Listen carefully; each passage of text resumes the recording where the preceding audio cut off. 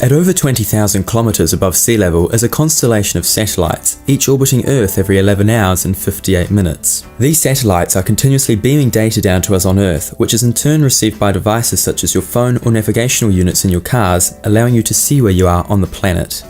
There are a lot of misconceptions about how GPSs actually work, an example being that your phone and the GPS satellites are both talking to each other. So let's get down to it. How do GPSs work?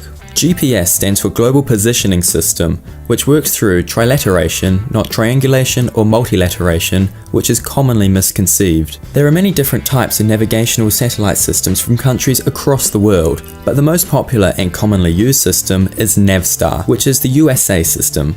There are, however, Russian, Indian, Chinese, and European equivalent systems, although the Indian and Chinese systems sit in a geosynchronous orbit above their countries, which means they are not worldwide systems.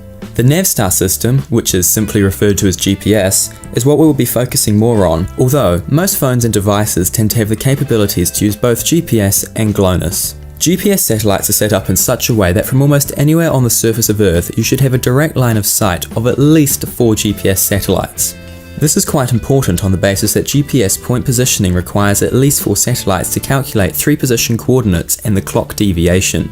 As GPS units are receivers, there needs to be something sending some sort of signal to devices such as your phone to receive. Each GPS satellite broadcasts a navigational message towards Earth which contains an extremely accurate timestamp, which is obtained through an atomic clock which is on board these satellites. And the satellites also broadcast their position at the time of broadcast, with all GPS signals broadcasting at 1.5752 GHz and 1.2276 GHz. These 2 bits of information allow you to work out your position on Earth. With these satellites all sending exceptionally accurate time down to Earth, your phone or GPS receiver can compare the difference of time between when the signal was sent to when it was received to work out the distance between you and the satellite.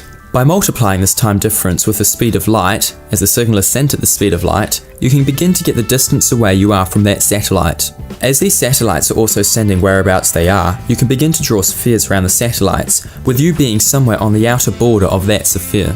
As we introduce more GPS satellites into the mix, we begin to get closer to where we are. By calculating the time differences between these satellites, we move from having no idea where we are to being able to pinpoint where we are, typically down to 5 to 10 meters on average, with the potential error being around 15 meters. There are a lot of factors which escalate the potential error, but the most significant is due to the ionosphere, a part of the upper atmosphere extending from 60 kilometers to 2,000 kilometers, where free electrons occur frequently enough to have an appreciable influence on the proportion of electromagnetic waves passing through this layer. This error is substantially smaller when satellites are directly overhead, compared to being larger the closer the satellites are to the horizon relative to you, as the path between you and the GPS satellites goes through more of the atmosphere compared to being directly overhead. Even things such as small variations in the atomic clocks found on board these satellites can cause major errors. A clock error of 1 nanosecond can translate to a 1 foot or 30 centimeter miscalculation. Then the theory of relativity kicks in, with the atomic clocks ticking ever so slightly slower than clocks which are stationary on the ground, which translates into a 7 microsecond a day delay.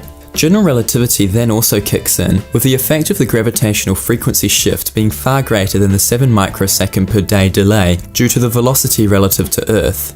As the theory states that a clock which is closer to a massive object will be slower than a clock further away, the atomic clocks on board the GPSs are faster by about 45.9 microseconds per day.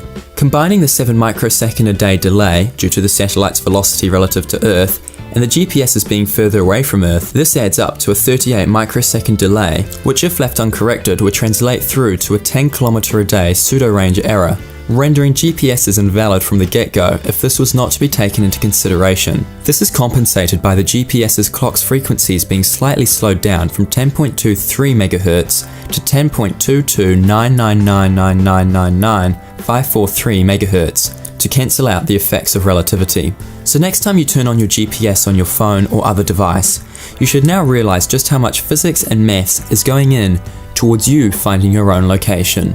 Thank you for watching, be sure to subscribe.